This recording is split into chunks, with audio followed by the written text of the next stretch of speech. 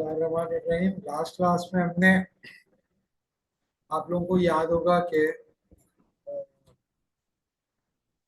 Chronological approach की थी, और क्रोनोलॉजिकल अप्रोच में आपको बता दिया था कि लोग जो होते हैं वो फ़लसफ़े को पढ़ते हैं, अप्रिशिएट करते रहते हैं। इसमें जो है वो एक वक्त आता है कि वो थोड़े से फ़लसफ़ियों को पढ़कर ठंडे हो जाते हैं और ज़ाहिर है उनकी ज़िंदगी ख़त्म हो जाती है। तो वो एक्चुअली फ़लसफ़े में जिस डेफिनेशन पर फॉल कर रहे होते हैं वो लव ऑफ विज़डम है। वो विज़डम को मोहब्बत करते रहते हैं, और विज़डम का मकसद क्या है? वह मकसद कोई नहीं है। विज़डम जो है वो एंड इन इटसेल्फ है। लिहाजा वो पूरे फ़लसफ़े पढ़ते पढ़ते, यानी कि हो सकता है कि वो प्री सोक्रेटिक फिलोसफी के थिंकर्स पढ़ते पढ़ते ही 20-25 साल अपनी ज़िंदगी के निकाल दें। तो ये क्रोनोलॉजिकल अप्रोच जो है वो फ़लसफ़े में एक ऐसी अप्रोच है जो क्लासिकल मॉडल को तो फॉलो करती है, लेकिन वो इतनी प्रैक्टिकल है नहीं कंटेम्प्रेरी वर्ल्ड में। दूसरी अप्रोच जो फ़लसफ़ा पढ़ने की है वो इशू बेस्ड अप्रोच है। और इशू बेस्ड अप्रोच के अंदर जो फ़लसफ़ा पढ़ा जाता है वो किसी मकसद के लॉजिकली पढ़ा जाता है, यानी जानना चाहते हैं, समझना चाहते हैं, और आपका जो बुनियादी ऑब्जेक्टिव होता है वो ये होता है कि किसी स्पेसिफिक इशू को फिलॉसफी ऑफ हिस्ट्री में किस तरह से अंडरस्टैंड किया गया है। तो जब आप इशू बेस्ड अप्रोच इख्तियार करते हैं फ़लसफ़े में, तो you are not directly concern with the totality of the thought expressed by a given philosopher. You are only concerned with with the point of view of a given philosopher pertaining to the issue you are referring to. तो जो आप specific issue कोई भी हो सकता है, मिसाल के तौर पे एक इंसान ये दे सकता है कि फ्रीडम के मुतालिक हिस्टोरिकल प्रोसेस में किस तरह से डिस्कस किया गया। तो आप ये देख सकते हैं कि प्लेटो ने फ्रीडम के बारे में क्या कहा, और एरिस्टोटल ने क्या कहा, और हेराक्लाइट। आपकी मर्जी है कि आप फ्रीडम को एज ए इशू लेकर आप हिस्ट्री ऑफ फिलोसफी को रीविजिट करें from the specific perspective of of of the issue concern. जैसे फ्रीडम हो सकता है, जस्टिस हो सकता है, लाइफ हो सकता है, डेथ हो सकता है, लव हो सकता है, हैप्पीनेस हो सकता है, वगैरह वगैरह। और आप मुख्तलिफ फिलोसफर्स को कंसल्ट करें, उनकी पूरी फिलॉसफी को इग्नोर करते हुए सिर्फ उस इशू को लेकर गिवन फिलोसफर की क्या पोजीशन है। और इस तरह आपको मुख्तलिफ किस्म के आर्ग्यूमेंट्स मिलेंगे for the justification of the issue you are referring to. जैसे मैंने एग्जांपल में आपको बताया कि आपकी आपकी मर्जी के फ्रीडम पर आप देखना चाहते हैं, तो फिर फ्रीडम से मुताल्लिक एरिस्टोटल की क्या पोजीशन है, फ्रीडम को लेकर प्लेटो की क्या पोजीशन है, फ्रीडम को लेके हॉब्स की क्या पोजीशन है, डिपेंड अपॉन द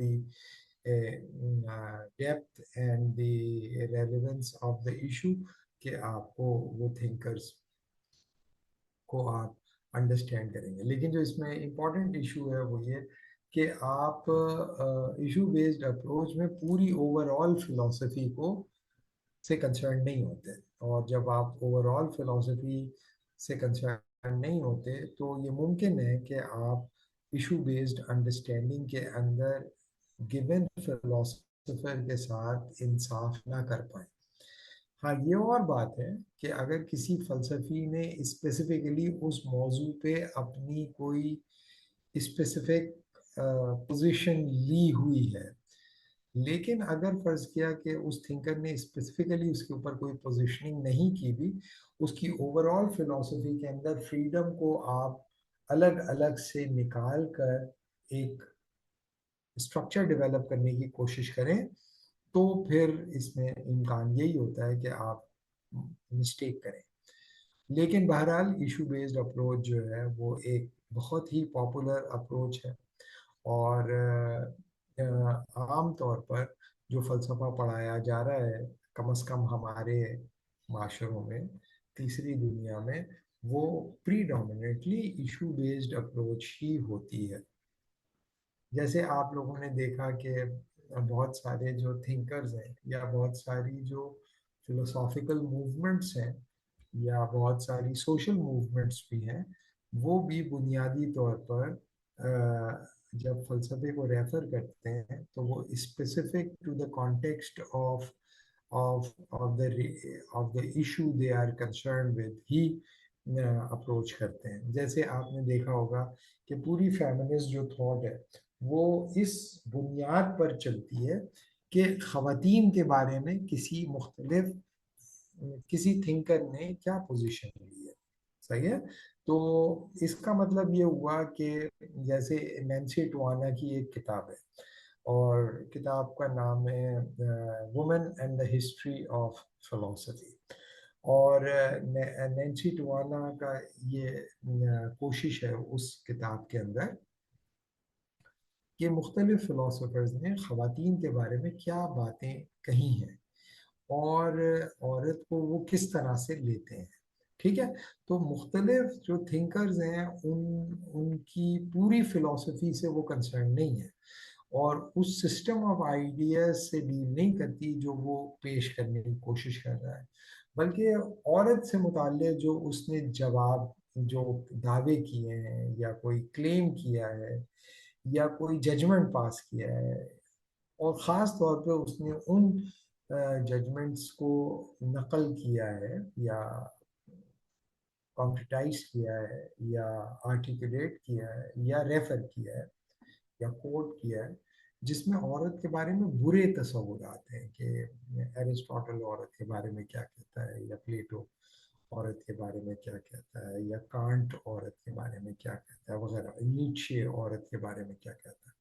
इसका मतलब ये हुआ कि उसका जो कंसर्न है नैन्सी टवाना का वो ये है कि औरत को एक ह्यूमिलिएशन का सामना करना पड़ेगा अगर वो फिलोसफी ऑफ हिस्ट्री में अपनी हैसियत को परखने की कोशिश करे। ख़ास तौर पे अगर आप उसकी ये किताब पढ़ें तो आपको महसूस होगा कि फ़लसफ़ी जो थे, बहुत सारे फ़लसफ़ी औरतों को इज्जत की नज़र से नहीं देखते थे, बल्कि वो उसको कम तर कोई मखलूक के तौर पे लेते थे। लेकिन अगर एक दूसरे थिंकर को ले लें, मिसाल के तौर पे बर्नार्ड शॉ को ले लें, तो बर्नार्ड शॉ की एक किताब है जॉन दी आर्क। सही है। जॉन दी आर्क बुनियादी तौर पर तो एक इंकलाबी खातून थी, ईसाई बच्ची, बल्कि खातून क्या बच्ची थी, और उसने कैथोलिसिज्म की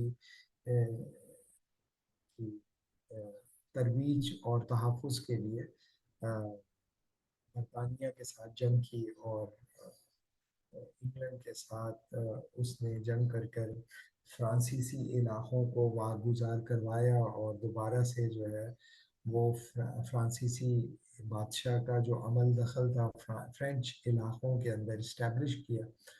और जॉन ने ये जो जिद्दोजहद की वो ये कहती थी कि उसे हज़रत ईसा ने हुक्म दिया है और उसके ऊपर वही नाजिल होती है और उस वही की रोशनी में वो ये जिद्दोजहद कर रही है। ठीक है। लेटर ऑन फिर जॉन को फ्रांसीसी और बरतानवी बादशाह ने मिलकर जो है वो मुआहदा कर लिया और जॉन को उन्होंने जलाकर मार डाला। तो बर्नार्ड शाह ने जॉ को एक पहली फेमिनिस्ट एक्टिविस्ट के तौर पे पेश किया। अगर आप जो है वो बर्नार्ड शाह को पढ़ें तो बर्नार्ड शाह ह्यूमन हिस्ट्री के अंदर ख़वातीन के इस तौहीन आमेज़ जो जुमले हैं जो कि मुख्तलिफ फलसफियों ने बयान किया, जिनको नैन्सी टोहाना ने रेफर किया, वो उस तरह के जुमले तलाश नहीं कर रहा, बल्कि वो किसी और तरीके से ही औरत को देखने की कोशिश कर रहा है। और अगर आप बर्नार्ड शाह से कहेंगे कि ह्यूमन हिस्ट्री को दोबारा से लिखो ख़वातीन के पर्सपेक्टिव में, तो हो सकता है कि वो बहुत सारे ऐसे लोगों को रेफर कर दे जो औरत को बहुत ज़्यादा रिस्पेक्ट करते हो और बहुत ज़्यादा उनको वैल्यू करते हो। तो इशू बेस्ड अप्रोच में जो मेजर जो प्रॉब्लम है वो ये है कि हाल की बुनियाद पर आप इशू का तयन करते हैं और हाल के तकाजों और हाल के की रिक्वायरमेंट की बुनियाद पर आप रिविजिट करते हैं। और इशू की सिलेक्शन में भी आप जो है वो ऑब्जेक्टिव नहीं रहते, बल्कि इशू की सिलेक्शन में भी आप कलर्ड कॉन्शियसनेस के साथ अप्रोच करते हैं।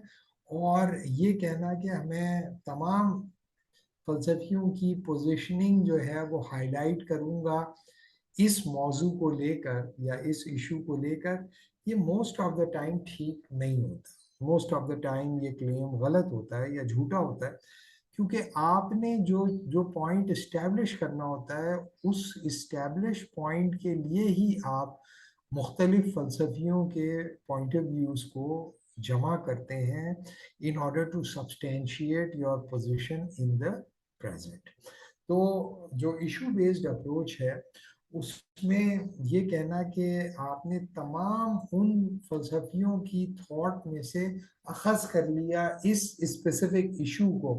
तो पहली बात, आप तमाम फलसफियों को पढ़ना और उस इशू को लेकर उनके पूरे टेक्स्ट को देखना ठीक है। आज एआई के दौर में ये मुमकिन हो गया है कि आप एआई को ये कमांड दे दें कि भाई इन सारे लोगों ने फ्रीडम के बारे में क्या कहा, तो एआई ये आपको निकाल के दे देगा।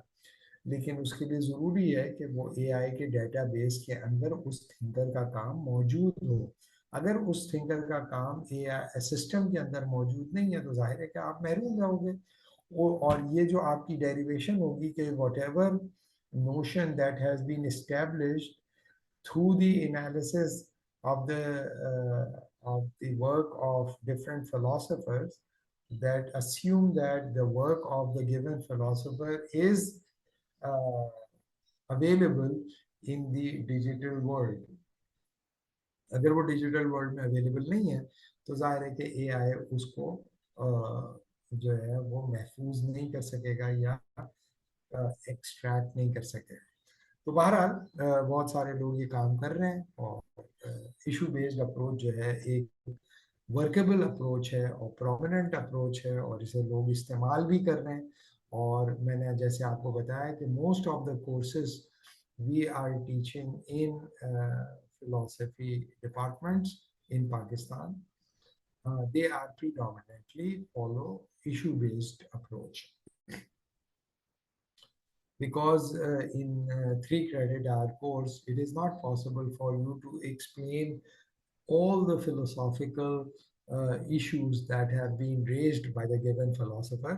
Balki we focused on those issues of a given philosopher which are pertinent to the given period of history, which is relevant to the present discourse or present social or political or cultural discourse of a given society or a given community.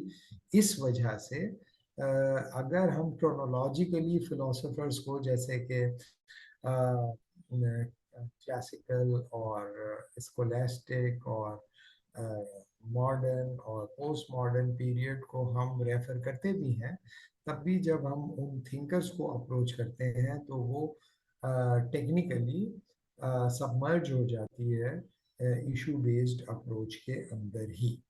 तो ये पहली बात है कि जो हमने बताया कि फिलॉसफी को अप्रोच करने का जो तरीक़ा है, जो मेथडोलॉजी है, जो पैडागॉजी है, जो कंटेम्प्रेरी वर्ल्ड में तीसरी दुनिया में प्रैक्टिस हो रही है, वो इशू बेस्ड अप्रोच ही है। और जो लोग खुद से फ़लसफ़ा भी पढ़ने की कोशिश कर रहे हैं हमारे यहाँ, हमारे इलाकों के अंदर, वो भी इशू बेस्ड, जैसे मैंने एग्जांपल नैन्सी टोआना की दी, तो बहुत सारे लोग जो किसी पोस्ट कॉलोनियल कॉन्टेक्स्ट में या फेमिनिस्ट कॉन्टेक्स्ट में या नेशनलिस्टिक कॉन्टेक्स्ट में या इगैलिटेरियन कॉन्टेक्स्ट में देखते हैं हालात हाजरा को, तो वो फलसफियों को उन्हीं कॉन्टेक्स्ट में रिविजिट करने की कोशिश करते हैं या विजिट करने की कोशिश करते हैं जो उनके ख्याल में रेलेवेंट इशू है। तो ये पहली चीज है भाई जो मैंने इशू बेस्ड अप्रोच में आपको बताई। अभी अगर यहाँ पर किसी ने कोई क्वेश्चन करना है तो वो क्वेश्चन कर सकता है, फिर मैं इसके इस आगे चलूंगा। अभी अगर किसी को कोई क्वेश्चन करना है तो क्वेश्चन।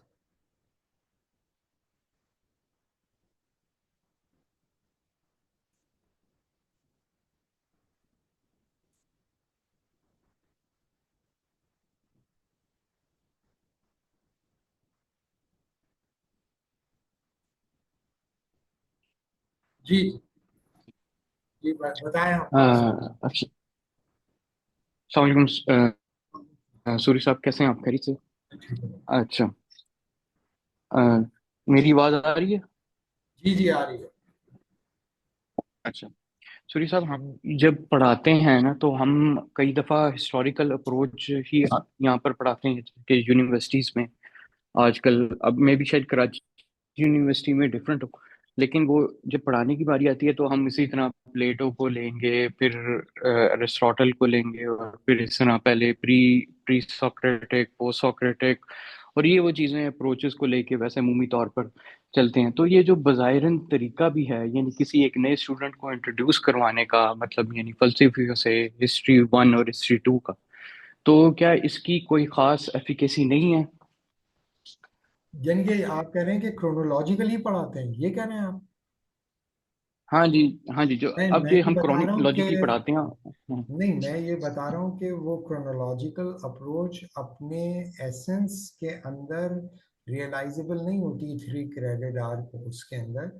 बल्कि आप करते यही हैं कि आप जो है प्री सोक्रेटिक फिलोसफी के अंदर प्राइमरीली ज्यादा फोकस कर लेता है टीचर, चाहते या ना चाहते हुए भी, एपिक्यूरियंस के ऊपर, या जो है वो सोफिस्ट पे। और उसमें भी जो उसकी प्रैग्मेटिक साइड है या उसकी हीडनिस्टिक साइड है उस पर फोकस कर लेता है, या स्टोइक्स की उस साइड को फोकस कर लेता है जो कि मिनिमलिज्म के जरिए, क्योंकि जो हालात हाजरा होते हैं वो उसे कंपेल कर रहे होते हैं कि वो पूरे थिंकर को पढ़ने के बजाय, पूरी नीटी ग्रिटी को पढ़ने के बजाय उन इश्यूज को फोकस कर ले जो कंटेम्प्रेरी वर्ल्ड के चैलेंजेस हैं।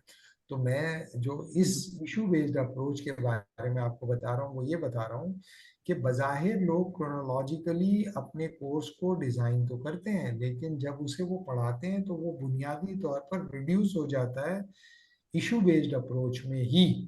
जैसे कि मैं आपको हम्म। बता रहा हूँ कि कोर्स के अंदर जब एक टीचर को बताया जाए कि भाई उसने प्री सोक्रेटिक में एलेक्जेंडर भी पढ़ाना है और एनेक्सागोरस भी पढ़ाना है और थेस भी पढ़ाना है और ट्रेडिशंस बेस्ड स्टोइक्स भी पढ़ाने हैं और एपिक्यूरियंस भी पढ़ाने हैं और सिनिक्स भी पढ़ाने हैं और अपना सोफिस्ट भी पढ़ाने हैं।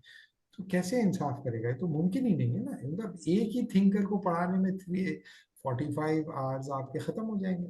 तो मतलब आप करेंगे ये कि आप उन 3 उसमें से सेलेक्ट कर लेंगे।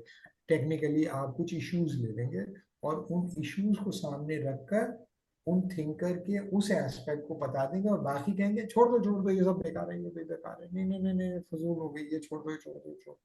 और फिर आप जो है जो चीज बच्चे तक कम्युनिकेट करते हैं, ये तो मैं बता रहा हूँ उन लोगों की बात जो कि फॉर्मली अक्लेम्ड क्रोनोलॉजिकल अप्रोच में फलसफा पढ़ाने की कोशिश कर रहे हैं, वो भी टेक्निकली रिड्यूस हो जाते हैं इशू बेस्ड अप्रोच में।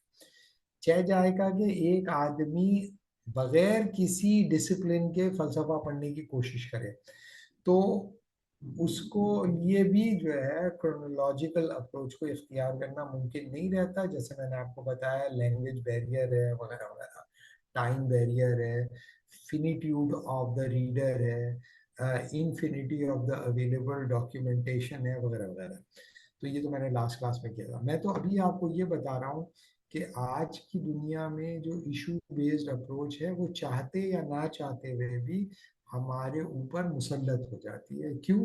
क्योंकि अगर आपने हालात हाजरा के जो इश्यूज हैं उनके साथ कनेक्ट नहीं किया फलसफे को, तो स्टूडेंट लूज कर देता है अपना इंटरेस्ट, और वो समझता है कि ये कोई इररेलेवेंट चीज पढ़ा रहा है। तो अच्छे टीचर्स आमतौर पे क्या करते हैं, in order to substantiate the relevance of the literature और the text, they extract certain issues which are common among those thinkers or that period of history from the present issues of the contemporary world, और इन दोनों के दरमियान एक link पैदा करके फिर वो पढ़ाना शुरू करता है।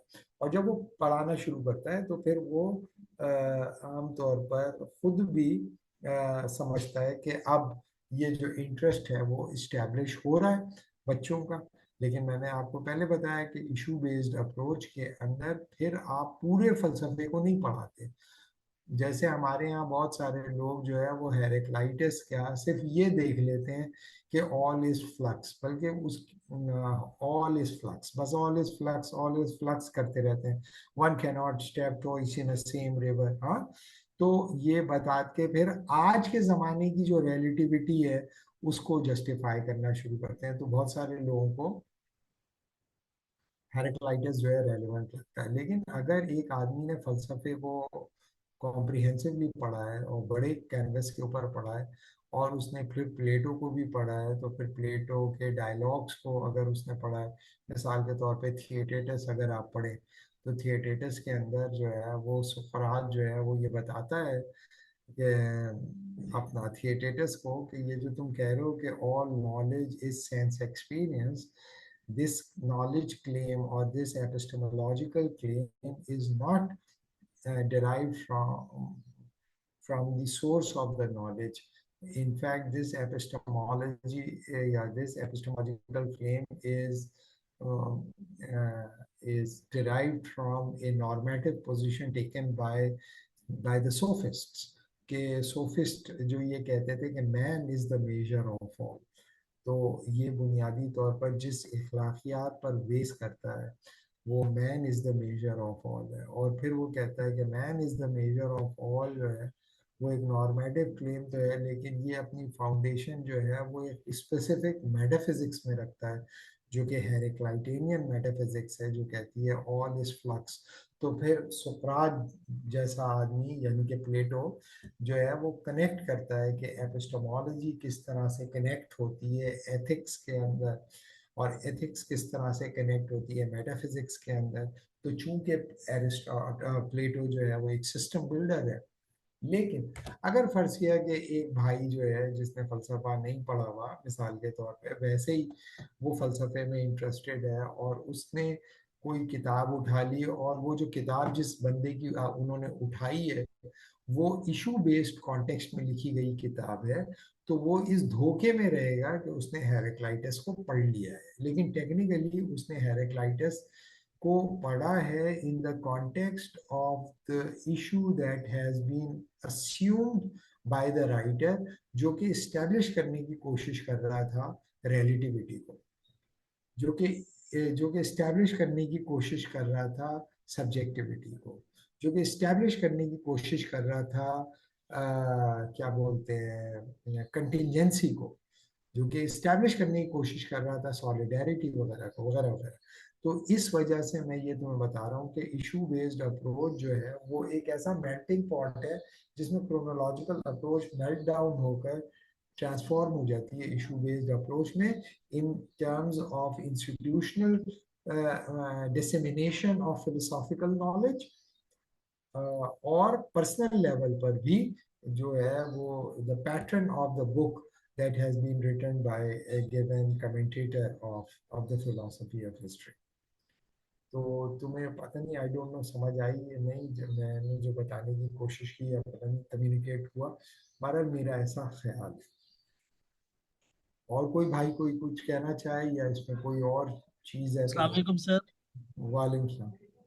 सर इशू बेस्ड को हम थीम बेस्ड भी कह सकते हैं, इसको ये नाम भी दे सकते हैं। नहीं, इसमें कोई फर्क होता है? थीम बेस्ड नहीं कह रहे इसको हम। थीम भी कह सकते हैं, लेकिन बुनियादी तौर पर इशू बेस्ड अप्रोच जो होती है वो बुनियादी, ये जो टर्म्स है मैं इस्तेमाल कर रहा हूँ वो कोई बहुत स्टैब्लिश्ड पोजीशन नहीं है। ये मेरा अपनी अंडरस्टैंडिंग है कि हम फिलॉसफी पढ़ने जा रहे हैं तो हमें हमारे जहन में ये क्लियर होना चाहिए कि हम फलसफा पढ़ते हुए क्या क्रोनोलॉजिकल अप्रोच इख्तियार करेंगे या इशू बेस्ड करेंगे। थीम और इशू में जो मैं फ़र्क लेता हूँ वो ये लेता हूँ कि भाई आपका जो हालात है, आपके जो आपका जो स्पेसिफिक डोमेन है जिसमें आप अपने सिस्टम ऑफ आइडियाज के साथ जिंदगी गुजार रहे हैं, उसमें कौन सा ऐसा इशू है, कौन सा ऐसा कॉन्सेप्ट है जो आपको सोचने पे मजबूर करता है, या कौन सा ऐसा कॉन्सेप्ट है जो आपको आपको आपकी जो वैल्यू सिस्टम है उसको बार बार आकर चैलेंज कर रहा है। तो आप समझते हैं, फर्ज किया कि आप कहते हैं यार मैं जेंडर इशू को देखना चाहता हूँ, या मैं जस्टिस के इशू को देखना चाहता हूँ, या मैं फ्रीडम के इशू को देखना चाहता हूँ, या मैं मोहब्बत के इशू को देखना चाहता हूँ, जो भी। तो वो इशू जो है, उस इशू को आप ट्रैक डाउन करने की कोशिश करते हो in the course of history of ideas, और उसके अंदर वो आइडिया जो आपके ख्याल में आपके वैल्यू सिस्टम को चैलेंज कर रहा है, या आपकी एवरीडेनेस को चैलेंज कर रहा है, या आपकी सोशल कोहिजन को चैलेंज कर रहा है, तो आप क्या करते हो, आप बेसिकली उस इशू के बारे में अपनी अंडरस्टैंडिंग डेवलप करना शुरू कर देते हो। और पाकिस्तान में ये काम बहुत ज्यादा तेजी से हो रहा है जब से एआई आया है। तो अब मैं क्या बोलूँ यार, ये हर हर कोई कर रहा है ये काम, सिर्फ फलसफे के लोग नहीं कर रहे हैं, मजहबी लोग भी ये काम कर रहे हैं कि वो कोई टॉपिक लेते हैं, वो एआई को दे देते हैं, एआई वहाँ से एक्सट्रैक्ट करके निकाल लेता है कि देखें इस टॉपिक पे ये, और फिर वो काम जो कि साल साल में कोई थिंकर करता है, यानी कि कोई आलिम करता है, 20-25 साल की स्टडीज के बाद उसने ये काम किया कि वो अब उस इशू के ऊपर कोई बात ऑथेंटिसिटी के साथ करे, क्योंकि उसने बहुत सारे फलसफों को पूरा पूरा पढ़ने के बाद ये काम किया। अभी जो है एक छोटा सा बच्चा होता है, वो जल्दी से वो टॉपिक लेता है, वो उसमें डालता है, वो जो है सिस्टम उसको निकाल के दे देता है उसके बारे में 20-25-30 फलसफियों की पोजीशन, उसके बाद उनके ना रेफरेंस उसे पता होता है ना कॉन्टेक्स्ट उसे पता होता है, वो जो है उठाकर अपनी अपने अपने इल्म के मोती बिखेरना शुरू कर देता है। दुनिया उसे फलसफी समझती है, और जाहिर है कि उसके पीछे बहुत सारे लोग लग जाते हैं। बुनियादी तौर पर वो ना इंसाफ कर रहा है इशू बेस्ड अप्रोच के साथ, ना वो इंसाफ कर रहा है अपने साथ, ना वो इंसाफ कर रहा है फलसफी के साथ, ना वो इंसाफ कर रहा है उस इशू के साथ।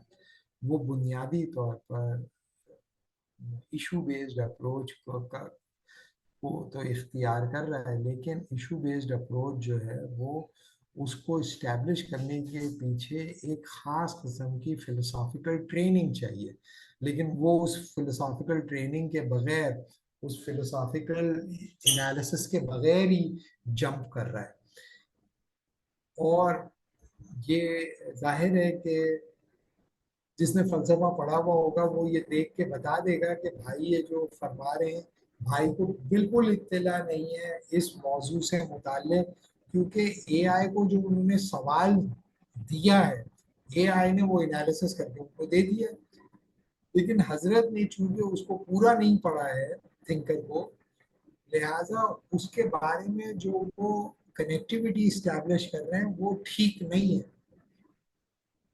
लिहाजा इशू बेस्ड अप्रोच बहुत तेजी से जो है मिसयूज हो रही है, और वो थीम नहीं है कि भाई एक थीम पर आपने साला साल लगाए हो, फिर कहीं जाकर आप एक इशू के ऊपर बात कर रहे हैं, ऐसा नहीं है। जैसे आप टीवी पे देख लें ना, जो तज्जिया निगार होते हैं, जो जो तनख्वाहदार मुलाजिमीन हैं न्यूज चैनल्स के, वो रोज बैठे हुए होते हैं और हर चीज का तज्जिया कर रहे होते हैं। नहीं तो अगर वो हर ही चीज का तज्जिया कर रहे हैं तो इसका मतलब ये है कि उनके पास किस चीज की एक्सपर्टीज है, उन्होंने किस चीज के ऊपर पढ़ा है। जैसे एक सहाफी, अब सहाफी हर चीज पे बकवास करना शुरू कर दे तो बड़ी अफसोसनाक बात है। इसका मतलब ये होता है कि कोई तज्जिया निगार या सीनियर तज्जिया निगार तो ना, वो जो है हर चीज के ऊपर तज्जिया किया जा रहा है। तो अगर ये काम जो तज्जिया निगार बैठ के हालात हाजरा पे करंट अफेयर्स के ऊपर कर रहे हैं, तो करंट अफेयर्स की कोई एक डायमेंशन तो नहीं है ना भाई, हजारों लाखों डायमेंशन है। सोशल डायमेंशन है, पॉलिटिकल डायमेंशन है, कल्चरल डायमेंशन है, और ये सब अगर इंटरकनेक्टेड है तो वो बगैर उन चीजों को एकेडमिकली पढ़े तज्जिया कर क्यों रहा है और कैसे कर रहा है। लेकिन उनका धंधा चल रहा है ना भाई, आप देख रहे हो धंधा कर रहे हैं वो लोग। जिस तरह से तज्जिया निगार तज्जिए का रेप कर रहे हैं, उसी तरह फलसफे के अंदर भी ये खतरा पैदा हो सकता है।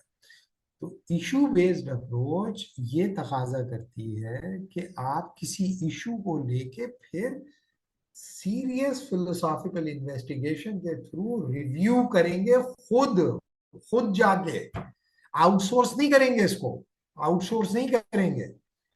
उसके बाद फिर आप आएंगे। नैन्सी टोआना ने कोई उससे नहीं किया एआई से कह कह के कि ये करके दो।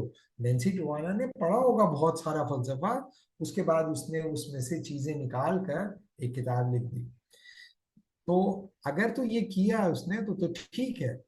लेकिन अभी तो फिलहाल ऐसा नहीं हो रहा। अभी तो फिलहाल ये इशू है कि लोग फौरन से कोई इशू उठाते हैं और उसके बारे में 20 25 30 फलसफियों के स्टेटमेंट्स निकालते हैं और उसके ऊपर अपनी अ, एक एक वीडियो बना के अपलोड कर देते हैं।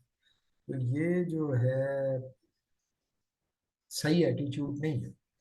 इशू बेस्ड अप्रोच एक सीरियस फिलोसॉफिकल एटीट्यूड है जो कि इशू कंसर्न है और उसमें बहुत ही स्पेसिफिक रिसर्च की जाती है और उसके बाद they come up with their positions. ठीक है भाई।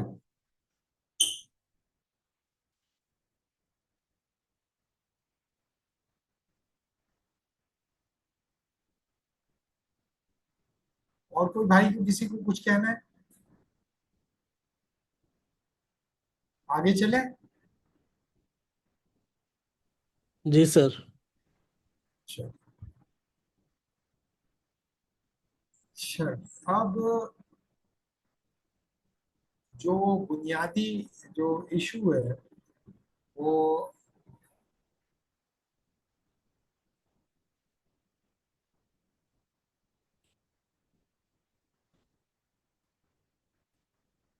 ये कुछ इशू बेस्ड अप्रोच जो है इसके कुछ प्रॉब्लम्स हैं जो मैंने यहाँ पर आइडेंटिफाई की है।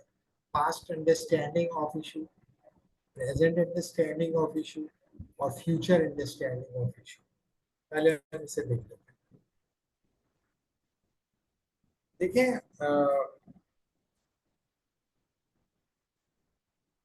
जब हम किसी भी इशू को हाईलाइट करते हैं या हम समझते हैं कि उसके ऊपर हमें रिफ्लेक्ट करने की ज़रूरत है, और चूंकि हम रिफ्लेक्शन के लिए रुजू कर सकते हैं फलसफियों को भी, लिहाजा हम फलसफियों को भी जाके पढ़ते हैं कि भाई इस पोजीशन के ऊपर इस फलसफी की क्या राय है। सही है। तो इसमें जो पहला प्रॉब्लम पैदा होता है वो ये प्रॉब्लम पैदा होता है कि किसी भी इशू को जिस तरह से माजी में लिया गया, उस इशू को जरूरी नहीं है कि हाल में भी उसी तरह लिया जा रहा हो या मुस्तकबिल में भी उसी तरह लिया जाए। लिहाजा जो मेजर चैलेंज होता है इशू बेस्ड अप्रोच में वो ये होता है कि किसी मौजू पर जब हम रेफर करते हैं किसी फलसफी का पॉइंट ऑफ व्यू, तो वो हालात के तब्दील होने की वजह से और उसकी स्पेसिफिसिटी और पर्टिकुलैरिटी के तब्दील होने से उस फलसफी की पोजीशन उस स्पेसिफिक इशू के बारे में बदल सकती है। मिसाल के तौर पे, पता नहीं आप लोगों तक ये बात पहुंची हो या नहीं, बहरहाल मैं समझाने की कोशिश करता हूँ। मिसाल के तौर पे एक आदमी ने मार्क्स को पढ़ा हुआ है, लेट्स सपोज। तो जैसे हमारे यहाँ सब कॉन्टिनेंट के अंदर, हमारे सब कॉन्टिनेंट में मार्क्स की को बड़ी इज्जत की नजर से देखते हैं बहुत सारे लोग, बहुत सारे इंटेलेक्चुअल्स। और वो ये कहते हैं कि भाई मार्क्स जो था वो एक मार्क्स को वो इज्जत की नज़र से इसलिए देखते हैं कि उनको लगता है कि मार्क्स जो था वो एक एंटी इंपीरियलिस्ट था। और एंटी इंपीरियलिस्ट होने के नतीजे में, चूंकि इंपीरियलिज्म ने हिंदुस्तान को भी लूटा और तबाह किया, और हिंदुस्तान में चाहे वो मुसलमान हो, चाहे वो सिख हो, चाहे वो ईसाई हो, चाहे वो जो है बेचारे हिंदू हो, उन सबको ही इज्तिमाई तौर पर इम्पीरियलिस्टों का सामना करना पड़ा, और इम्पीरियलिस्ट प्लंडरिंग का सामना करना पड़ा हिंदुस्तान को। मुत्तहिदा हिंदुस्तान की मैं बात कर रहा हूँ। तो मुत्तहिदा हिंदुस्तान में बहुत सारे लोग जो थे चूंकि गरीब थे, लिहाजा जब उन्होंने मार्क्स को पढ़ा तो मार्क्स उनको बड़ा अच्छा लगा। और ये कि मुसलमानों में भी बहुत सारे लोगों ने मार्क्स को पढ़ा, और मार्क्स का जो एजेंडा था वो एगैलिटेरियन एजेंडा उनको कन्विंसिंग लगा। और वो कन्विंसिंग लगा चूंकि हिंदुस्तान में गरीब लोग ज़्यादा थे, इस वजह से उनको लगा कि मार्क्स को जो है वो री इंटरप्रेट करना चाहिए और रिकॉन्टेक्चुअलाइज करना चाहिए सब कॉन्टिनेंट के कॉन्टेक्स्ट में। सही है। तो मैं अब उनका नाम क्या लें, आप लोगों को पता ही होगा कि बहुत सारे लोग जो कि मजहबी लोग थे उन्होंने भी मार्क्स को री इंटरप्रेट किया, और बहुत सारे जो सेक्युलर लोग थे उन्होंने भी मार्क्स को री इंटरप्रेट किया, और बहुत सारे जो थे वो रिवायत बेजार लोग थे और मजहब बेजार लोग थे, यानी कि वो वैसे ही नाराज थे मजहब से और रिवायतों से, उन्होंने भी मार्क्स को रीइंटरप्रेट किया। तो ये तमाम लोग जो कि एंटी इंपीरियलिस्ट थे, चाहे वो मजहब बेजारी की वजह से हों, चाहे वो इंग्लिश प्लंडरिंग की वजह से हों, चाहे वो जो है वो एक्सक्लूजन ऑफ पावर की वजह से हो, जिस वजह से भी हो, उनका ये ख्याल है कि अंग्रेज़ों को अगर हम डिफीट करने की कोई जद्दोजहद हो, तो चूंकि वो एंटी इंपीरियलिस्ट जद्दोजहद होगी, इस वजह से मार्क्स थ्योरेटिकली उस जद्दोजहद में एंटी इंपीरियलिस्ट फोर्सेस को सपोर्ट करेगा थ्योरेटिकली। क्यों? क्योंकि दोनों का इशू सेम है। मार्क्स भी एंटी इंपीरियलिस्ट है, और हिंदुस्तान में जो लोग इंपीरियलिज्म के खिलाफ जद्दोजहद कर रहे थे वो भी एंटी इंपीरियलिस्ट हैं। तो इस तरह मार्क्सिस्टों में या मार्क्स में और सब कॉन्टिनेंट के एंटी इंपीरियलिस्टों में ये कॉमन डिनोमिनेटर है। लिहाजा वो मार्क्स का जो एंटी इंपीरियलिस्ट पोटेंशियल है उसको अगर इशू बना लें और उसको लेकर अपनी एंटी इंपीरियलिस्ट स्ट्रगल को देखें, तो वो ये समझेंगे कि marks will always support them, but technically it is not true. यानी कि मार्क्स का जो एंटी इंपीरियलिज्म का जो नोशन था वो यूरोप के अंदर उसकी नौयत डिफरेंट है, और एंटी इंपीरियलिस्ट स्ट्रगल जो सब कॉन्टिनेंट के अंदर हो रही है under the banner of Mughal emperor Bahadur Shah Zafar, उसकी कॉन्टेक्चुअलिटी डिफरेंट है। मिसाल के तौर पे बहुत सारे मार्क्सिस्टों को ये पता नहीं होगा, हो सकता है उनके लिए ये इंफॉर्मेशन हो कि 1857 की जंग आज़ादी में जब मुसलमानों को डिफीट हो गई और हिंदुओं को भी डिफीट हुई और सिखों को भी डिफीट हुई, यानी कि ये इसके अंदर सभी लोग शरीक थे। और वो जिस तरह राहत इंदौरी कहते हैं, सभी का खून शामिल है यहाँ की मिट्टी में। हिंदुस्तान किसी के बाप का थोड़ी है, सही है, हिंदुस्तान किसी के बाप का थोड़ी है। तो सभी का खून शामिल था 1857 की जंग आजादी में। हिंदू भी थे, मुसलमान भी थे, सिख भी थे, सभी बेचारे थे। तो बताने का मतलब ये कि वो जो मार्क्स है, मार्क्स उस जमाने में आर्टिकल लिखता था मुख्तलिफ अखबारात के लिए। तो मार्क्स ने जब 1857 की जंग आज़ादी में डिफीट हो गई यहाँ के लोगों को, लोकल्स को, चाहे वो मुसलमान हो या हिंदू, तो मार्क्स ने कहा कि बहुत अच्छा हुआ कि इन खबीसों को डिफीट हो गई। तो जो मार्क्स के जो फॉलोअर्स थे उन्होंने कहा कि भाई ये तो बड़ी गलत बात है कि तुम तो एंटी इंपीरियलिस्ट हो, और एंटी इंपीरियलिस्ट होने के नतीजे में अगर इंपीरियलिस्ट फतेह याब हो गए तो ये तो तुम्हारी थॉट की नफी हो रही है। तो मार्क्स ने कहा कि नहीं, मसला ये है कि हिंदुस्तान के अंदर जो लोग आबाद हैं वो वो वेजिटेरियन कौमें हैं, घास फूस खाने वाली कौमें। तो अगर फर्ज किया कि अंग्रेजों को डिफीट हो भी जाती तो उसके नतीजे में ये लोग क्या अपनी इस आज़ादी का जो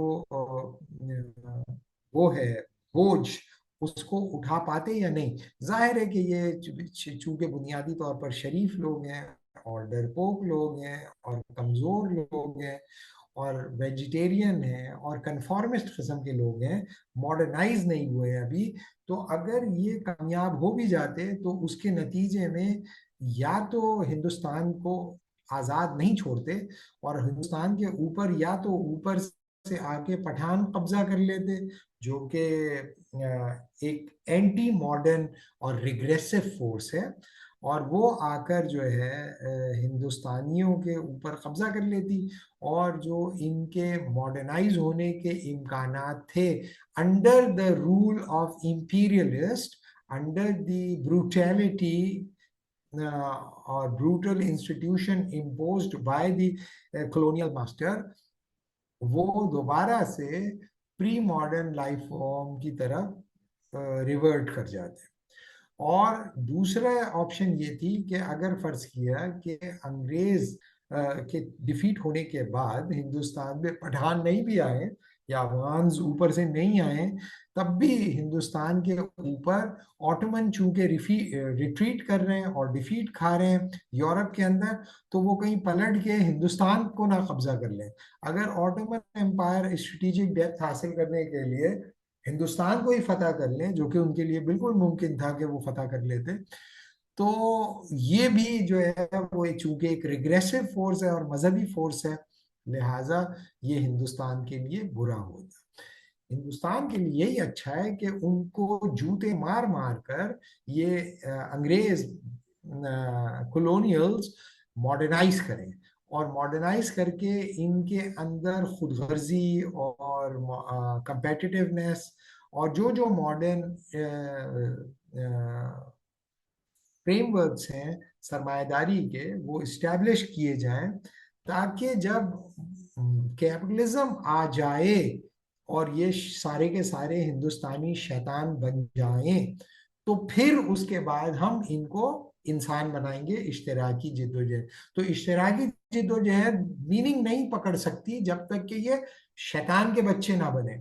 तो बताने का मतलब ये कि अगर कोई आदमी इशू बेस्ड अप्रोच की बुनियाद पर ये इम्प्लाई करे, जैसे कि कुछ लोगों ने ये किया है, अभी मैं उनका नाम नहीं ले रहा, बिला वजह आप में से कितने भाई उनसे मुतासिर हों और नाराज हों कि देखो ये जो हौला हाथ डाल दिया। अभी हमारा मकसद उनको क्रिटिसाइज करना नहीं है, जिन भाइयों ने ये कोशिश की सब कॉन्टिनेंट के अंदर, तो चाहे वो राइट के हों चाहे वो लेफ्ट के हों, तो दो उन लोगों ने जो विचारों ने ये कोशिश की वो मार्क्स के इन तस्वुरात को या तो जानते ही नहीं होंगे, मुझे यकीन है अगलब इम्कान है कि उनको इत्तला नहीं होगी, और अगर उनको इत्तला है तो उन्होंने ये शेयर नहीं किया होगा अपने इस इशू बेस्ड एनालिसिस के अंदर, कि भाई मार्क्स तो जो है वो कह रहा था कि पहले शैतान बन जाओ फिर इंसान बनना, अभी तो तुम लोग जानवर हो, पहले जानवर से शैतान बनो, शैतान से फिर इंसान बना। तो बताने का मतलब ये कि इशू बेस्ड अप्रोच में जो पहला प्रॉब्लम है वो ये है कि इशू बेस्ड अप्रोच की जो रूट होती है वो उसकी टेम्पोरल पर्टिकुलैरिटी में होती है, कि माजी के अंदर उस इशू को कैसा लिया जा रहा है और हाल में उस इशू को कैसे लिया जा रहा है। मिसाल के तौर पे फेमिनिज्म को ले लेते हैं। अब आप देखें कि पाकिस्तान के अंदर बहुत सारी जो फेमिनिज्म है वो पूरी इंसानी तारीख को, पाकिस्तान की तारीख को छोड़े ही, अपना जो है वो मुसलमानों की तारीख को छोड़ें या ईसाइयत की तारीख को छोड़ें, वो तारीख महज को किस तरह बयान करती हैं? वो कहती हैं भाई तारीख महज असल में तारीख नहीं है, his story, it's not history, it is his story. और यानी कि इसमें तो औरत डिसअपियर है, इसमें औरत है ही नहीं। तो इसका मतलब ये हुआ कि हिस्ट्री जो है वो मर्दों की तारीख है, औरतों की चूंकि तारीख ही नहीं है, लिहाजा तारीख को हाल के कॉन्टेक्स्ट में जब रिविजिट किया जाएगा तो आप रीअसर्ट करेंगे the role of the woman in the course of the history which has consciously been ignored or has not been substantiated and has not been documented by the male historians।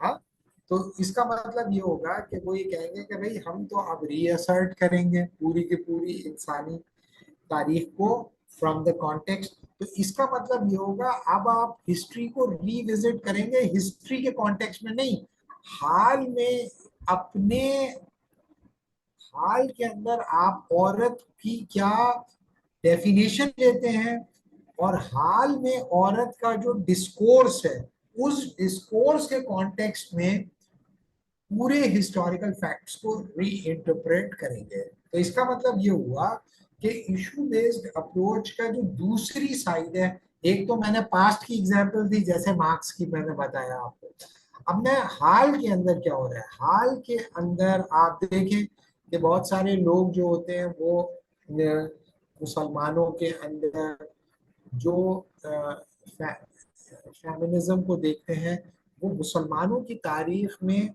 जो खवातीन रही हैं, अहम खवातीन, उन खवातीन की खुसूसियात को अखज़ करती हैं और ये बताती हैं कि खवातीन का क्या रोल रहा इस्लामी तहजीब के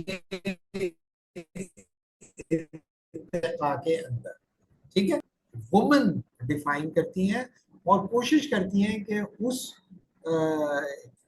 इंसान के जो खुसूसियात हैं उन खुसूसियात को कंपैटिबल बनाया जाए कंटेम्प्रेरी डिस्कोर्स ऑफ वुमन के साथ, और उसी खातून का जो कि माजी के अंदर चाहे मुसलमानों में हो, चाहे ईसाइयों में हो, चाहे यहूदियों में हो, चाहे हिंदुओं में हो, उसी खातून का वो एस्पेक्ट जो कि कंपैटिबल नहीं है डिस्कोर्स, कंटेम्प्रेरी डिस्कोर्स के अंदर, उसको टेम डाउन करना। यानी कि खवातीन का पूरा वर्जन नहीं मेंशन किया जाता इशू बेस्ड अप्रोच के अंदर, इन the context of the present, present के कॉन्टेक्स्ट में री इंटरप्रेट किया जाता है पास्ट में उस इंडिविजुअल या उस कैरेक्टर या उस हस्ती या उस हिस्टोरिकल फिगर के उन एस्पेक्ट्स को जो कि रीइंफोर्स करे कंटेम्परेरी डिस्कोर्स को।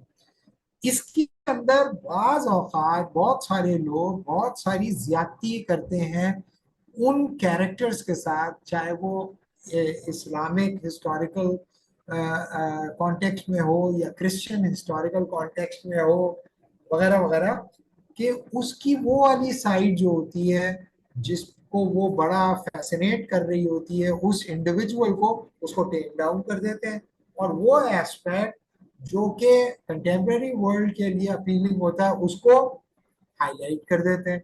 उसको ओवर शेडो, सॉरी, उसको डाउन कर देते हैं, जो कि कंटेम्प्रेरी वर्ल्ड के लिए एक्सेप्टेबल नहीं है, वगैरह वगैरह। तो इसका मतलब ये हुआ कि इशू बेस्ड अप्रोच के अंदर जो दूसरा इशू है वो ये है कि आप इशू को अप्रोच कर रहे हो, माजी से हाल की तरफ आ रहे हो या हाल से माजी की तरफ जा रहे हो, ये भी आपके इशू बेस्ड अप्रोच को रिमार्केबली इन्फ्लुएंस करता है। और हमारा ये ख्याल है कि वो मोस्ट ऑफ द टाइम हाल के कॉन्टेक्स्ट में माजी को री इंटरप्रेट करता है। इसका मतलब ये है कि जो सिलेक्शन ऑफ आइडियाज वो लेता है किसी भी थिंकर का या किसी भी हिस्टोरिकल कैरेक्टर का, वो प्रेजेंट से इन्फ्लुएंस हो रहा होता है। और प्रेजेंट से इन्फ्लुएंस होने की वजह से, प्रेजेंट से इन्फ्लुएंस होने की वजह से माजी के अंदर वो सेलेक्टिव एब्स्ट्रैक्शन करता है, और माजी के अंदर किसी फलसफी की पूरी बात बताने के बजाय उसमें से वो चीजें निकाल कर लोगों के सामने पेश कर देता है जो उनके काम की होती है, और वो चीजें नहीं बताता उसी थिंकर की जो हाल के अंदर उनकी जो डिस्कोर्स है या नैरेटिव है उसको डीकंस्ट्रक्ट करता है। लिहाजा इशू बेस्ड अप्रोच में जो दूसरा प्रॉब्लम है वो प्रेजेंट का जो रोल है regarding the determination and the excavation of the issue from the history of ideas produced by different philosophers. तीसरा, कि बहुत सारे लोग जो होते हैं, जो जो ये जरा मुश्किल बात है, लेकिन ये कि आप देखें कि बहुत सारे लोग जो होते हैं सिर्फ माजी के कॉन्टेक्स्ट में हाल को नहीं देख रहे होते। अगर माजी के कॉन्टेक्स्ट में कोई हाल को देख रहा होता है तो वो कहते हैं भाई इनको नॉस्टैल्जिया है, और जो हाल के कॉन्टेक्स्ट में माजी को देख रहे होते हैं तो आप कहते हैं भाई ये रिविजनिस्ट है, रिविजन कर रहे हैं। लेकिन कुछ लोग जो होते हैं वो फ्यूचरिस्टिक होते हैं। वो कहते हैं हम, सवाल ये नहीं है कि माजी में इस इशू को कैसे देखा गया, सवाल ये भी नहीं है कि हाल में इस इशू को कैसे देखा जा रहा है, सवाल ये है कि मुस्तकबिल में हम क्या चाहते हैं कि इस इशू को कैसे देखा जाए। लिहाजा वो जब इशू को पिक करते हैं तो उनका जो सिलेक्शन ऑफ आइडियाज होता है, चाहे वो माजी से हो चाहे हाल से हो, वो फ्यूचरिस्टिक होता है। मिसाल के तौर पे इस वक्त जो डिबेट है इंसानों की, यानी कि इंसान कैसा होता है, तो फर्ज किया कि एक आदमी डिफाइन करे इंसान को, यानी कि इशू उसका क्या है, हु एम आई, या who, what is the nature of human being. तो उसका वो इशू बेस्ड में जा सकता है कि नेचर ऑफ ह्यूमन बीइंग को प्लेटो ने कैसे लिया और एरिस्टोटल ने कैसे लिया और वगैरह वगैरह, क्रिश्चियन ने कैसे लिया और मिडीवल ने कैसे लिया और मॉडर्न ने कैसे लिया और पोस्ट मॉडर्न कैसे लिया। तो इसका मतलब ये है कि वो ह्यूमन नेचर को देख रहा है मुख्तलिफ कोर्सेज ऑफ हिस्ट्री के अंदर। दूसरा तरीका ये है कि हाल के अंदर इंसान अब कैसा बन गया है, इसको जस्टिफाई करने के लिए तारीख को दोबारा से खोदा जाए, और हाल के अंदर इंसान को जिस तरह से डिफाइन किया जा रहा है उसके लिए सिर्फ उन्हीं आइडियाज को पिक किया जाए जो हाल के अंदर डिफाइन होने वाली या इंस्टीट्यूशनलाइज होने वाली या प्रिवेल करने वाली डेफिनेशन ऑफ ह्यूमन बीइंग है, और उन आइडियाज को एक्सक्लूड कर दे वो part of legitimate history of philosophy हो जो कि हाल के अंदर इंसान के उस तस्वुर के साथ मेल नहीं खाते। तो ये तो हाल की वजह से उसने ह्यूमन बीइंग के तस्वुर को के बारे में सेलेक्टिव हो गया। लेकिन कुछ लोग मुस्तकबिल के अंदर इंसान कैसा होने को जा रहा है उसके लिए डीकंस्ट्रक्ट करना शुरू करें माजी के तसव्वुरात इंसान को भी और हाल के तसव्वुरात इंसान को भी, और उस तसव्वुर इंसान को भी जो मजहब से आ रहा है और रिवायत से आ रहा है या तहजीब से आ रहा है या मुख्तलिफ जो है वो फलसफों से आ रहा है, उसको डीकंस्ट्रक्ट करें और सिर्फ उन आइडियाज को पिक करे जो फ्यूचर के इंसान जो कि निजाम चाहता है कि बन जाए, जैसे आज जिस दौर में हम जिंदा हैं उसे पोस्ट ह्यूमन एज कह रहे हैं, पोस्ट ह्यूमन एज। तो पोस्ट ह्यूमन एज के अंदर जो रिवायती इंसान का तस्वुर है या मजहबी इंसान का तस्वुर है या इवन मॉडर्न इंसान का तस्वुर है, वो चैलेंज हो रहा है। लिहाजा वो फ्यूचर के इंसान के तस्वुर के लिए सिर्फ उन्हीं इश्यूज को ले जो कि हालात हाजरा में जो साइंटिफिक इंडस्ट्रियल कॉम्प्लेक्स जिस किस्म का इंसान पैदा करने की कोशिश कर रहा है, क्योंकि उसके फाइनेंशियल ऑब्जेक्टिव्स के साथ कंपैटिबल हो और कंसिस्टेंट हो, उनको प्रेजेंट करने की कोशिश करें, तो इशू बेस्ड अप्रोच उसके लिए एक फैसिलिटेटर का काम करेगी। इस वजह से इशू बेस्ड अप्रोच को ये कहना कि वो बहुत प्रैक्टिकल है और रेलेवेंट है, उसके साथ साथ वो एक्सट्रीमली नॉर्मेटिव भी है, वो एक्सट्रीमली पैराडाइम स्पेसिफिक भी है, वो एक्सट्रीमली इंस्ट्रूमेंटल भी हो सकती है, और उसकी जो इंस्ट्रूमेंटलाइजिंग कैपेसिटी है वो from the jargon of philosophy इतने सटल मैनर में उस आइडिया को कैपिटलाइज करके आपको देगी कि बहुत सारे लोग जिन्होंने फलसफा नहीं पढ़ा हुआ वो तो बिल्कुल सजदे में गिर जाएंगे उनके सामने। और एआई के आने के बाद ये काम बहुत तेजी से हो रहा है और बहुत सारे भाई ये काम कर रहे हैं माशाल्लाह, अल्हम्दुलिल्लाह, सुभान अल्लाह के, और उनको डर भी नहीं लग रहा कि वो ये जो कर रहे हैं इंसान के साथ, इश्यूज के साथ और अपने लोगों के साथ वो ये कर रहे हैं।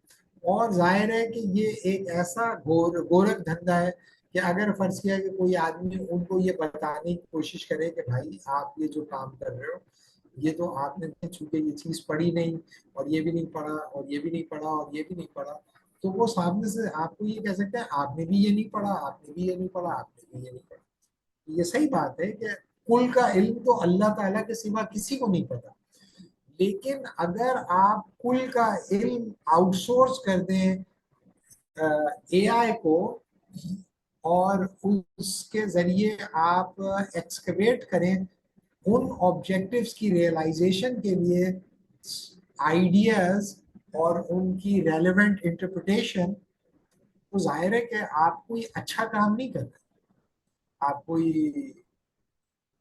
इल्मी काम भी नहीं कर रहे। वो एक भयानक किस्म का इल्यूजन पैदा करेगा कि आप बहुत नॉलेजेबल हो। सही है, तो आप देखेंगे कि आपके माशरों के अंदर जो बेचारे ईमानदार लोग हैं, अच्छे लोग हैं, हजारों लाखों अच्छे लोग दुनिया में मौजूद हैं, उनसे आप जब पूछेंगे तो वो वाजे तौर पे आपको बताएंगे कि भाई इसके बारे में तो मुझे पता नहीं है यार, मैं नहीं जानता इसके बारे में। लेकिन ये जो चलते पुर्जे हैं, ये जो हरामखोर हैं, ये सारे के सारे हर सवाल का जवाब दे रहे हैं, हर बात का जवाब दे रहे हैं, और उसके लिए जो फलसफे के डोमेन में लोग काम कर रहे हैं वो जिस फ्रेमवर्क को इस्तेमाल कर रहे हैं वो इशू बेस्ड अप्रोच है। लेकिन मैंने आपको बताया कि इशू बेस्ड अप्रोच में एक कई मूवमेंट है, फ्रॉम पास्ट टू प्रेजेंट है, फ्रॉम प्रेजेंट टू पास्ट है, from future to present and past है। सही है, तो कई तरह की इसमें पॉसिबिलिटीज है। अनफॉर्चुनेटली जो लोग कर रहे हैं कैरिकुलम डेवलपमेंट के लिए मल्टीकल्चरलिज्म के नाम पर, एवोल्यूशनरी मॉडल्स की सब्सटेंशिएशन के लिए जो काम कर रहे हैं वो from future to to past है, फ्रॉम फ्यूचर टू पास्ट, ताकि आपको आपके जहन में एक इल्यूजन क्रिएट हो कि ये जो है जो बात की जा रही है वो हिस्टोरिकली बैक्ड है, हिस्टोरिकली सब्सटैंशिएटेड है। तो ये याद रखें कि जो इशू बेस्ड अप्रोच है उसकी उसकी जो डायमेंशन है वो ये कम से कम 3 डायमेंशंस जो है वो आपकी आपकी authenticity of the articulation of the ideas और आपकी authentication of the understanding of the ideas in different courses of history undermine होती है because of this three-dimensional uh, possibility to choose the relevance of the issue। ठीक है, तो ये दूसरा problem है भाई। अगर आपको किसी को ये इसके बारे में कुछ पूछना है, आई डोंट नो कि कितनी बात आपको समझ में आई, लेकिन ये बहुत सीरियस बात है। तो अगर आपने कोई बात पूछनी है तो आप पूछ सकते हैं।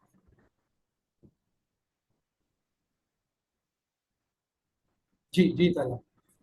जी अस्सलाम वालेकुम सर। वालेकुम। अजय सर, जैसे अभी आपने अर्ज की कि जो इशू बेस्ड अप्रोच है वो काफ़ी नॉर्मेटिव है अपने अंदर, और ये कि कलर्ड होती है।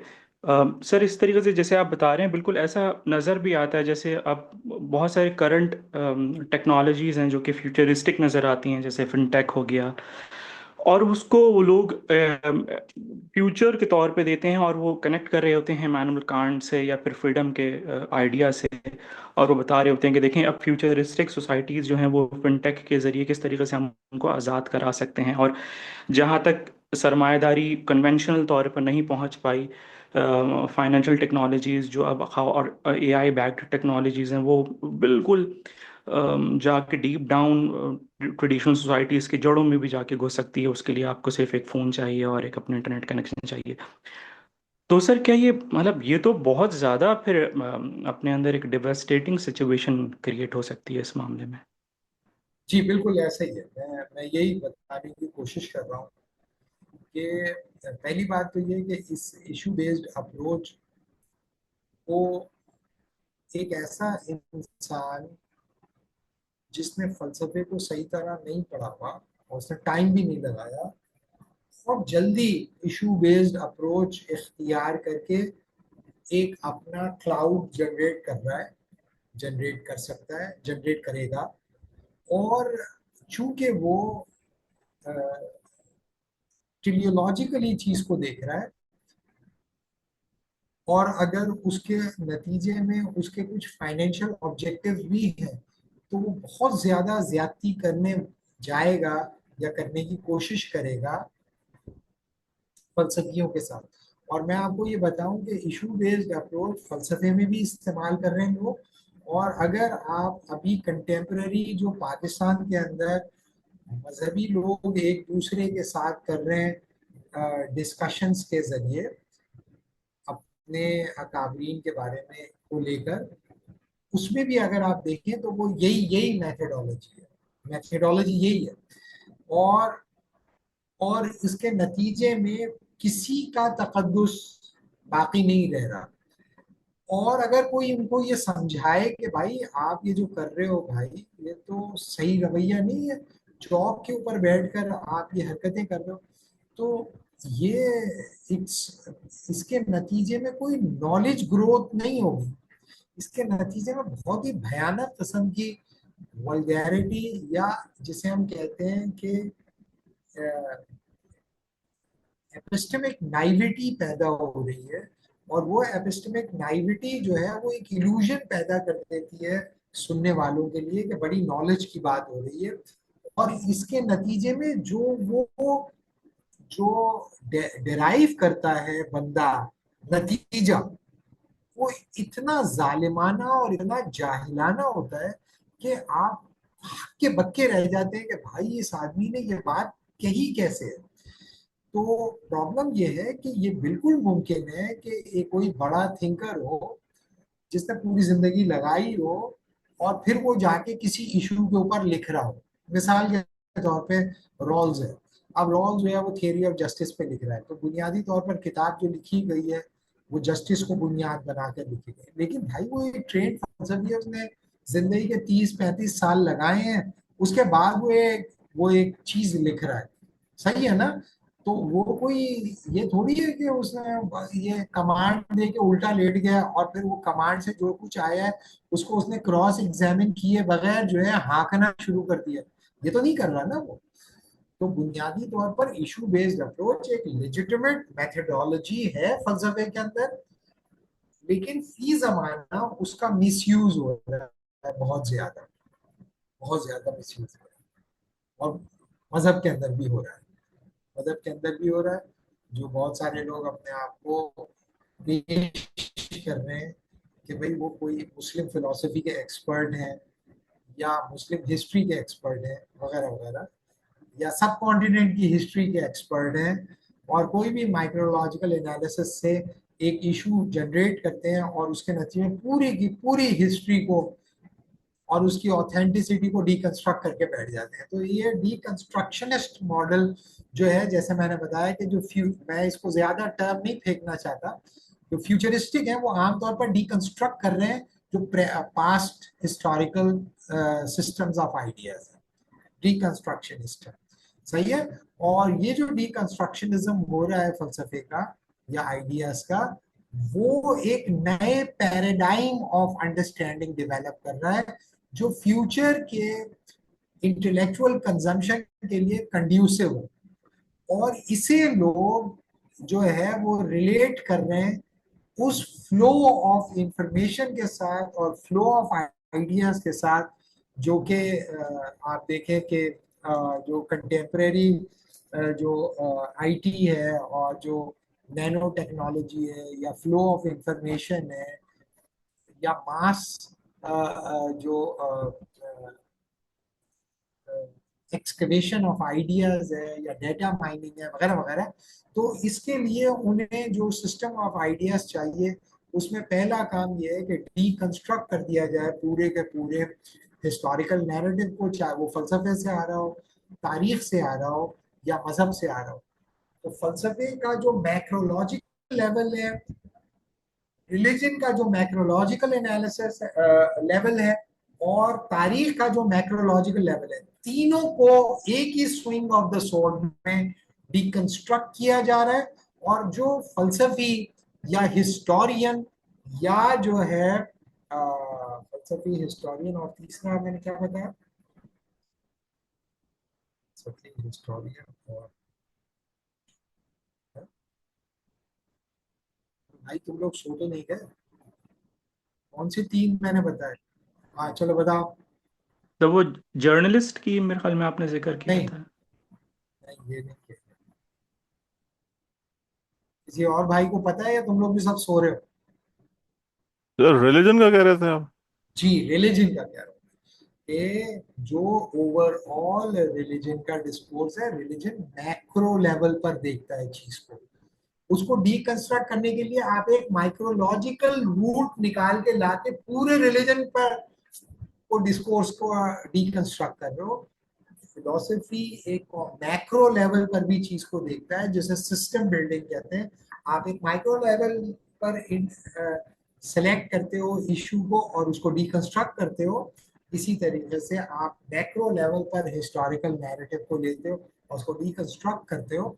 तो ये तीनों काम जो हो रहे हैं वो जिस perspective में हो रहे हैं वो predominantly issue based approach है। तो issue based approach is not just haunting the trained philosophers or the narrative emerged from the historical process of history of ideas।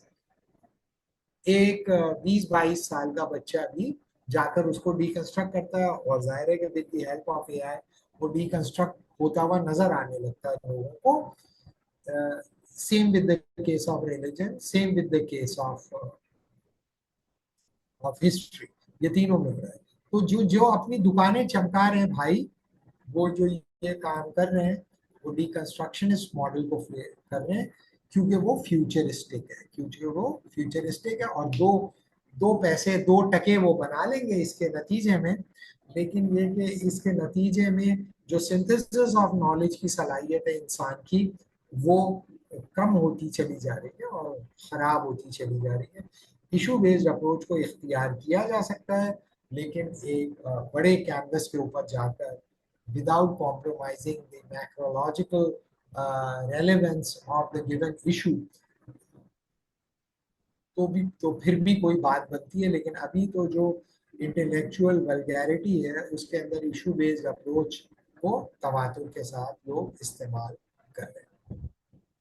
तो अभी हमारे पास ये 2 बातें मैं कर लूँ, उसके बाद फिर हम इसको बाद में क्वेश्चन ले लूंगा। देखिए, जो इसका मतलब ये हुआ कि मुस्तकबिल का मसला ये होता है भाई कि मुस्तकबिल जब तक के हाल में तब्दील ना हो ना, उस वक्त तक वो पोटेंशियल रहता है, एक्चुअल नहीं होता। मुस्तकबिल जब तक एक्चुअलाइज नहीं होगा वो पोटेंशियल रहेगा, एक्चुअल नहीं होगा। और जब वो कॉन्क्रिटाइज हो गया तो वो प्रेजेंट बन गया, वो तो फ्यूचर रहा ही नहीं। तो फ्यूचर का मसला ये है कि वो always shifted from exist from actual to potential, so it always uh, keep you intact with future and disassociate yourself from the present. इसका मतलब ये हुआ कि फ्यूचर बुनियादी तौर पर प्रिडिक्शन पे चलेगा या असम्पशंस पे चलेगा। आप प्रिडिक्ट करोगे ऐसा होगा जी, ऐसा होगा तो ऐसा होगा तो ऐसा होगा, उसमें कभी कभार वो ठीक होगा, कभी कभार ठीक नहीं होगा। लेकिन जो मॉडर्न साइंटिफिक इंडस्ट्रियल कॉम्प्लेक्स है, जो बिलियंस और ट्रिलियंस ऑफ डॉलर की इन्वेस्टमेंट करके कॉम्प्रिहेंसिव रिसर्च स्ट्रक्चर्स डेवलप कर चुका है, डेटा जनरेट कर चुका है, वो उनके पास महफूज है, और उस डेटा की बुनियाद पर उसने रिसर्च प्रोजेक्ट्स फाइनेंस कर चुका है, वो पब्लिकेशंस में जा चुके हैं, वो इंस्टीट्यूशनलाइज होकर पढ़ाए जाना शुरू कर दिए। अभी वो एक्चुअलाइज हुआ नहीं है, और आपके सामने ऐसे इंटेलेक्चुअल भी पैदा करके खड़े कर दिए जिनको मुंह खोल के आप हवन्नकों की तरह फटी फटी आंखों से उनकी तरफ देखते हो, जो कि 2 काम प्रोड्यूस कर रही हैं, डिजायर प्रोड्यूस कर रही हैं और विल को कंट्रोल कर रही हैं। वो आपके लिए फ्यूचर को वैसा ही पैदा करने की कोशिश कर रही हैं जिस पे उन्होंने इन्वेस्ट कर दिया। अगर आप कोई दूसरा फ्यूचर जो उनके मफादात और उनकी कॉन्क्रेटाइजेशन से के खिलाफ है विजन करने की कोशिश करते हो, तो आपको इशू बेस्ड अप्रोच की बुनियाद पर अहमकाना, जाहिलाना और गैर आकिलाना साबित करने का रिसोर्स उनके पास मौजूद होता है। और जब आप वो नॉवेल्टी, जिसे वो नॉवेल्टी के नाम पे पेश कर रहे होते हैं, जिसको वो परख चुके, टेस्ट कर चुके, जो कि आज उनका हाल है, लेकिन फ्यूचर में उनके पैसे और उनके मफादात से जुड़ा हुआ है वो हाल, मुस्तकबिल, जो कि अभी आपके लिए हाल नहीं है बल्कि मुस्तकबिल ही है, उस मुस्तकबिल को आप पर मुसल्लत करने के लिए जो जो इशू बेस्ड अप्रोच वो इस्तेमाल करते हैं, साजिश नहीं है, उन्होंने उसको प्रोजेक्शंस के थ्रू कंस्ट्रक्ट कर लिया है, इंस्टीट्यूशनली सब्सटेंशिएट कर लिया है, रिसर्च के थ्रू स्टैब्लिश कर लिया है। अब उसको बस कॉन्क्रेटाइज करके आपके सामने, आपकी आंखों के सामने फिजिकली लेकर आना है। तो आप समझ रहे हैं जिस चीज को मुस्तकबिल, वो तो माजी बन चुका भाई उनके लिए। लिहाजा दुनिया जिसे आम तौर पर माजी समझ रही होती है, वो एक मेटावर्स के लेवल के ऊपर माजी बन चुका होता है, डिस्कोर्स के लेवल पर माजी बन चुका होता है, रिसर्च के लेवल पर माजी बन चुका होता है। और कंस्ट्रक्शन के लेवल पर भी माजी बन चुका होता है। लिहाजा जिसे आज की दुनिया नॉवेल्टी कहती है वो बदतरीन किस्म की कंफॉर्मिटी ही होता है जो कि साइंटिफिक इंडस्ट्रियल कॉम्प्लेक्स के थ्रू इस्टेब्लिश हो रहा होता है। और इस पूरे गोरख धंधे में फलसफे का इशू बेस्ड अप्रोच इख्तियार होता है और इसको हम बिल्कुल एकेडमिकली इस्टेब्लिश कर सकते हैं कि किस तरह से मार्क्सिस्टों को बेदखल किया इल्मी दुनिया से 20वीं सदी के दौरान इन्हीं इन्हीं यानी के मॉडल्स ने, और किस तरह से उन्होंने माइक्रोलॉजिकल सोशियोलॉजी और कल्चरल एंथ्रोपोलॉजी की बुनियाद पर रेवोल्यूशनरी सोशियोलॉजी को न्यूट्रलाइज किया और साबित किया कि भाई ये तो इल्म होता ही नहीं है। जो मैंने तुम्हें बताया, मैक्रो लेवल पर न सिर्फ हिस्ट्री डिकंस्ट्रक्ट होती है, मैक्रो लेवल के ऊपर रिलीजन भी डिकंस्ट्रक्ट होता है, मैक्रो लेवल पर फलसफा भी डिकंस्ट्रक्ट होता है, मेटाफिजिक्स। मैक्रो लेवल पर 20वीं सदी में सोशियोलॉजी भी डिकंस्ट्रक्ट हुई, मैक्रो लेवल पर पॉलिटिकल साइंस भी डिकंस्ट्रक्ट हुई, मैक्रोलॉजिकल लेवल पर एंथ्रोपोलॉजी भी डिकंस्ट्रक्ट हुई। और इस वक्त जो आपके यूनिवर्सिटीज के अंदर टट्टू बैठे हुए हैं, चाहे वो सोशियोलॉजी में हो, चाहे वो इकोनॉमिक्स में हो, चाहे वो एंथ्रोपोलॉजी में हो, आप जाकर उनकी रिसर्च देखें और उनकी पब्लिकेशंस देखें, वो एक्सट्रीमली माइक्रोलॉजिकल है। अगर वो माइक्रोलॉजिकल एनालिसिस में नहीं जाएंगे, उनका पेपर पब्लिश होगा नहीं भाई। और अगर वो माइक्रोलॉजिकल पेपर पब्लिश करने पे मजबूर है और वो पेपर पब्लिश करे, तो जो दुनिया मास स्केल के ऊपर या देखते हैं, वो कहते हैं ये भाई जो है फारिग हो गए, ये काफिर हो गए, लिबरल हो गए, ये हो गए, वो हो गए, चाहे वो हुआ हो या नहीं हुआ हो, क्योंकि पेपर तो वो माइक्रोलॉजिकल लेवल पर पब्लिश कर रहा है। तो बताने का मतलब ये भाई कि हर दाग है इस दिल में बजुज दागे नदामत। तो जो इशू बेस्ड अप्रोच है वो एक बहुत ही कॉम्प्रिहेंसिव मॉडल के अंदर इंटेलेक्चुअल सर्वाइवल के लिए जो अवेलेबल स्पेस है उसका यूं समझने के स्पीयर हेड है और वो फ्लरिश कर रहा है। ठीक है भाई, अभी इसको हमने अपनी बात खत्म कर दी, 48 हो गए। तो आप अगर तुम लोगों को कोई क्वेश्चन करना है तो तुम लोग क्वेश्चन कर लो। किसी को जो है वो अगर इस पे मजीद कोई बात करनी है तो वो क्वेश्चंस लिख ले, नेक्स्ट क्लास में इंशाल्लाह हम उसको देख लेंगे। और नेक्स्ट क्लास में हम डायलेक्टिकल अप्रोच करेंगे इंशाल्लाह, या मेथोडोलॉजिकल। मैं मेरे ख्याल में पहले मैं डायलेक्टिकल करूँ या उसके बाद फिर हम मेथोडोलॉजिकल पे जाएंगे।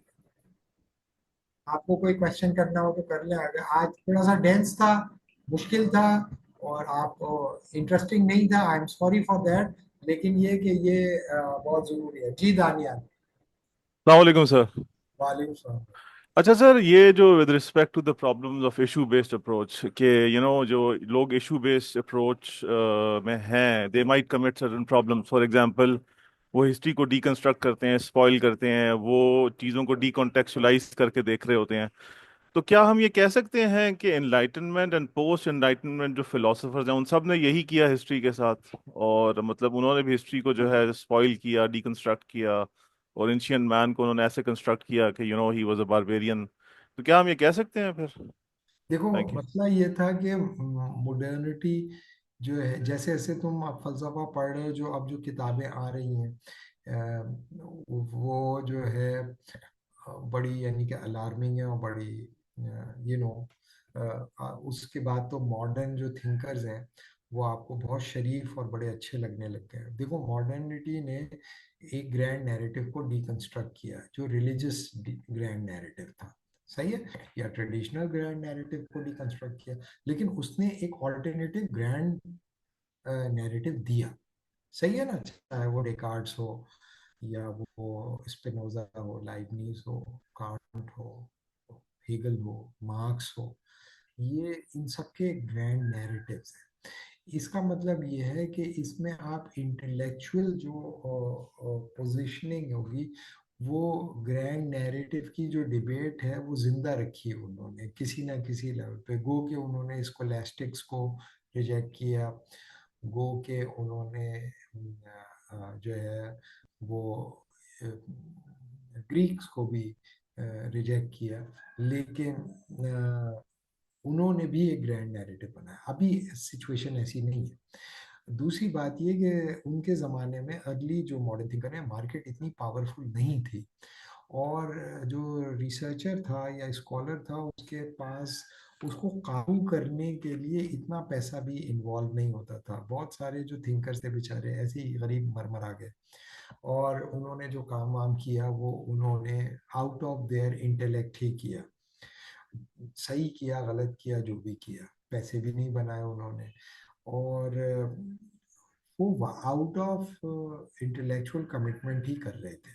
ठीक है, तो आपको पता ही है कि नीत्शे की जो बर्थ ऑफ ट्रेजेडी थी, एक एक एक यानी कि उसकी किताब है वो पब्लिश बिकी, तो उसने फिर अपना सारा पैसा वैसा सब दे बेच बिछा के उसने कहा शायद जो महंगी किताब है सस्ती मैं पब्लिश करूंगा तो बिक जाएगी। तो उसने बेचारे ने जब किया तो फिर 2 किताबें बिकी और किसी ने नहीं खरीदी। ये अभी तो एक एक आदमी एक जुमला बोलता है टीवी के ऊपर आकर या सोशल मीडिया पे आके किरदारी की बुनियाद पर, और वो कंट्रोवर्शियल जुमला जानबूझ के बोलता है और वो वायरल हो जाता है और वो लाखों रुपए कमा लेता है। तो वो जो इल्म के नाम पर कर रहा है, आप देख ही रहे हो मजहबी लोग क्या क्या हरकतें कर रहे हैं।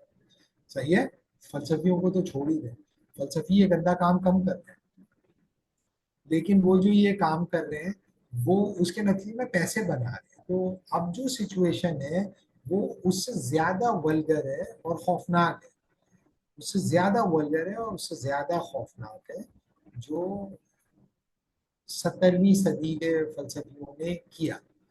ठीक है, वो आप उसे डिसएग्री करो, उसको क्रिटिसाइज करो, बहरहाल वो एक जेन्युइन फिलोसॉफिकल एंडेवर था। मैं तो बात कर रहा हूँ उन लोगों की जो जो डिबाउचरी कर रहे हैं, जो आवारगी कर रहे हैं, औबाशपन कर रहे हैं, और उसमें वो इश्यूज को ले रहे हैं, और इस आवारगी के अंदर वो एक उन्होंने अपने ऊपर एक लिबादा ओढ़ा हुआ है फलसफे का, जो खतरनाक बात है, जो बड़ी डेंजरस बात है, और ये रुकेगी भी नहीं, ये रुकेगी भी नहीं भाई।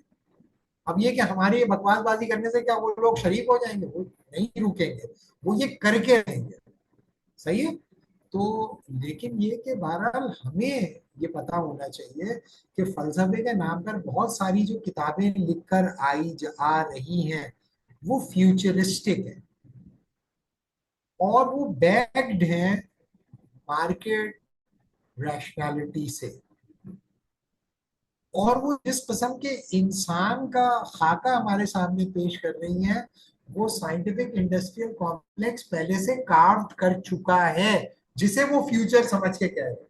वो फ्यूचर है भी नहीं, क्योंकि आपको पता है पहले डिजायर प्रोड्यूस होती है फिर प्रोडक्ट प्रोड्यूस होता है, पहले विल प्रोड्यूस होती है फिर जो है वो प्रोडक्ट प्रोड्यूस होता है।